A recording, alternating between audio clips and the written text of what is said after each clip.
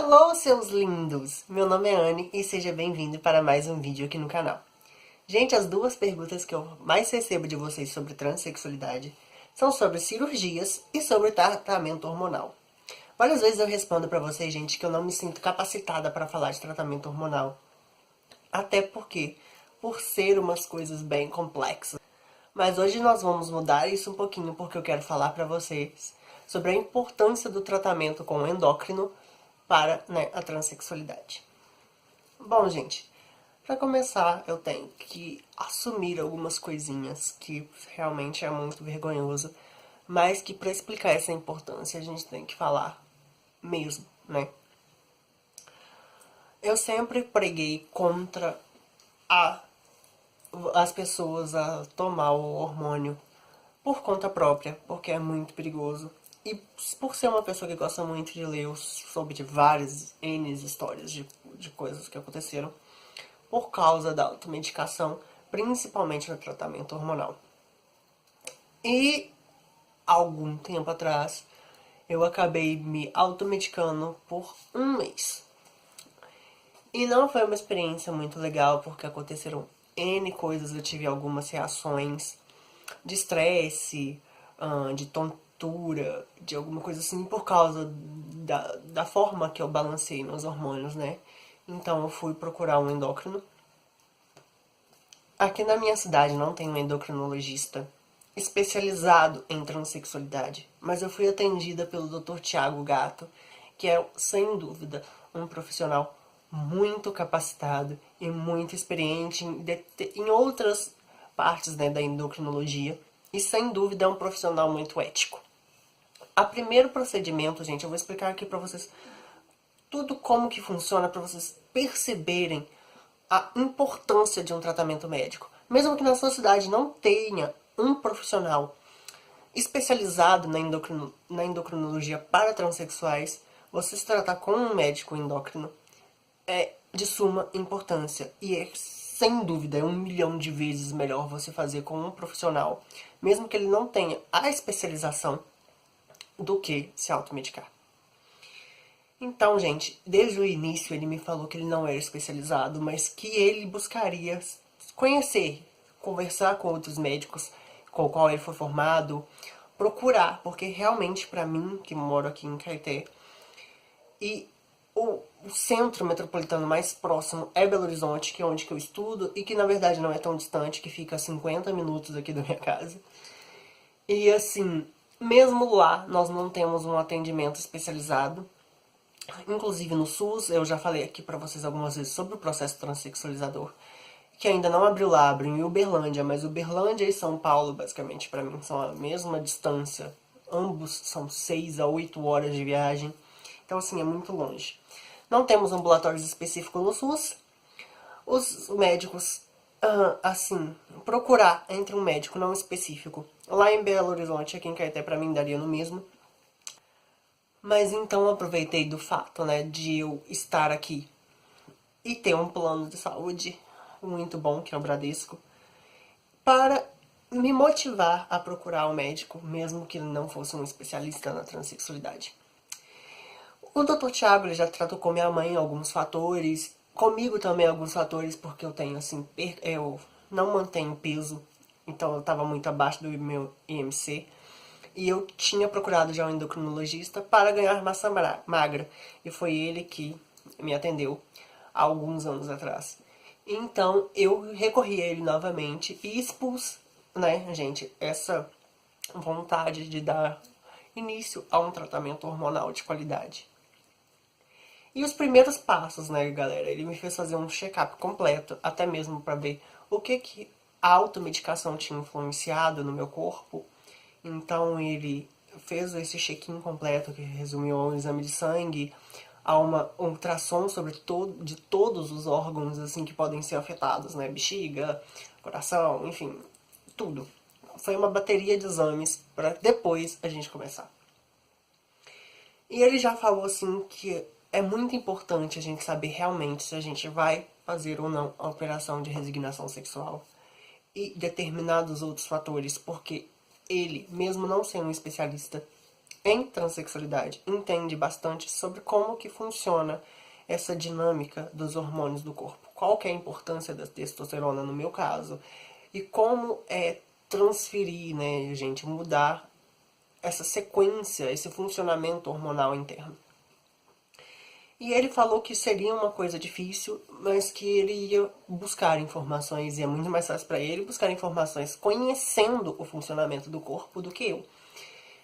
Então, ele foi e foi um profissional bem ético. Logo na minha segunda consulta, depois que eu fiz e apresentei todos os meus exames nessa bateria de exame que ele pediu, ele já começou a passar para mim uns bloqueadores de testosterona. Que eu não vou falar pra vocês aqui o nome. Eu sei que vocês ficam muito curiosos. Inclusive, eu também fui muito curiosa, né? Assim, nesse sentido de pesquisar sobre a hormonioterapia e depois de descobrir sobre o passo a passo, querer pesquisar sobre qual remédio tomar e tudo mais. E, infelizmente, a gente acha muito dessas informações na internet. Porém, eu não vou falar pra vocês aqui nomes em respeito a essa política que eu tenho de não incentivar a automedicação, porque é realmente muito perigoso, galera. E todos os médicos que eu fui, né, falam que a parte assim mais difícil e mais crítica, mais sensível é a hormonioterapia. É a que dá mais resultados pra gente, com certeza, não cirúrgicos, né, por assim dizer. Mas também é a parte mais perigosa. Então a gente realmente deve fazê-la com acompanhamento. Dando sequência, né, gente, eu tô tomando ainda os bloqueadores de testosterona, que diminuem barba, diminuem um tanto de coisa. E eu também sinto alguma mudança de humor. Eu tenho ficado muito sensível por causa do remédio. Inclusive, eu acho que é por causa do remédio, porque eu nunca me senti tão sensível igual eu tô nesses últimos dias. E talvez eu ter me abalado, como eu tenho me abalado esses últimos dias, talvez seja um reflexo dessa sensibilidade, porque afinal a gente está mexendo, né, com os nossos hormônios. E é o hormônio que gerencia o nosso funcionamento, o nosso corpo e tudo mais. Porém, depois, né, disso, depois do bloqueador hormonal, depois que ele tem uma certeza, né, sobre a nossa data da cirurgia, porque uma coisa influencia a outra. E é por isso, assim, que tanto na endocrinologia quanto na psicologia, que eu vou falar pra vocês sobre um outro vídeo, eles debatem muito, né, sobre essa importância do que eles... Nenhum médico que eu fui até hoje concorda, gente, com esse período mínimo, por exemplo. De você ter que ir no psicólogo para mudar de nome. Ou você ter que fazer certas atitudes por 2 anos, para não sei o quê. Porque é tudo interligado. A cirurgia é ligada à mudança hormonal. A forma que você se sente é o que deve ser primordial para a retificação de nome e gênero. E por aí vai. Essa autoligação é automática e não por um tempo específico. Então nenhum médico que eu fui até hoje concorda. Inclusive, né, o Dr. Tiago, ele perguntou-me, né, sobre os planos da cirurgia e tem me ajudado muito em me encaminhar pelo melhor caminho. Por exemplo, ele me fez descobrir que, apesar que tem uma proposta, né, de colocar a cirurgia de resignação na cartela básica dos planos de saúde. E essa proposta já levou a alguns casos, inclusive de gente que conseguiu fazer a cirurgia de mudança de sexo, né, de resignação sexual, pelo plano de saúde, a partir de uma autorização jurídica, né, de uma intervenção jurídica, por assim dizer. Mas isso pra gente já é um grande avanço, porque a gente vê que a gente não tem somente o SUS, que é muito bom, o processo transexualizador do SUS tem feito grande diferença, mas ele atende em poucas cidades. Então a gente tem uma esperança de não ser mais só pagar preços exorbitantes ou esperar anos numa fila do SUS. Então é uma outra oportunidade que sem dúvida vai ser de muita garantia para muitas pessoas. Mas essa ajuda, né, um amparo médico nesse sentido, além de ser a melhor forma da gente tratar, né, esse tratamento hormonal e ser mais saudável para o nosso corpo, ainda tem esse amparo, porque ele tem me ajudado a abrir portas no tratamento fora de domicílio, inclusive entender um pouco mais sobre essa legislação dos planos de saúde e sobre o SUS e sobre várias coisas. porque isso influencia no trabalho dele com o meu tratamento hormonal. Logo depois, né, do tratamento hormonal com os agentes bloqueadores de testosterona, entra, no caso, então, o hormônio feminino, gente, que é, no caso, o estrógeno.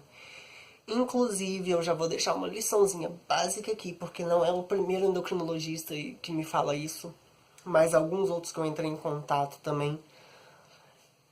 Porque muitas pessoas tomam aquela injeçãozinha perlutã.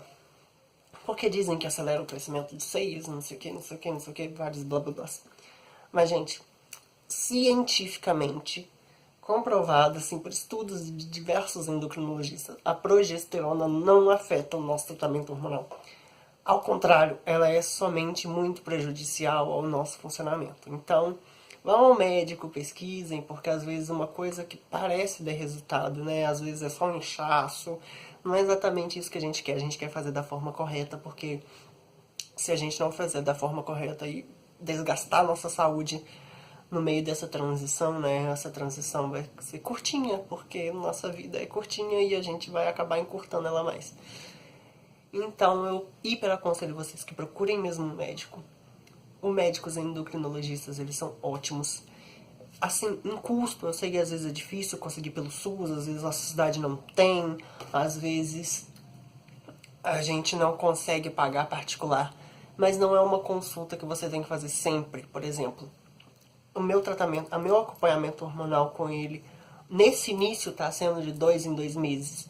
E posteriormente ele já falou que pode ser menos, entendeu? Porque depende do tempo que você precisa acompanhar essa reação dos hormônios e à medida que você vai tomando esses hormônios e o tratamento vai se tornando permanente, o seu corpo vai se acostumando, esse retorno ele passa a ser mais longo, né? E depois da cirurgia, então, ele basicamente quase não existe, apesar de que você já deve ter ouvido falar ou lido que o tratamento hormonal de uma pessoa trans nunca acaba. Diminui significativamente pós-operatório, mas nunca acaba. Então é isso, galera. Se vocês gostaram, eu falei muito mais nesse vídeo de endocrinologia do que eu falei no de fonoaudiologia. Ainda quero falar pra vocês sobre a importância da psicologia, mas no próximo vídeo. E se vocês gostaram, não deixem de deixar o like, se inscrevam no canal, gente. E não se esqueçam, realmente eu vou falar isso mesmo que eu pareça assim, redundante de tanto falar isso. Não façam um tratamento hormonal sem um acompanhamento médico. Porque, gente, é muito perigoso. Eu sei como vocês se sentem de querer adiantar o processo e às vezes a gente se encontra sem saída. Mas criar mais problemas não é uma solução. Então é isso, galera. Até a próxima semana. Aquele beijo.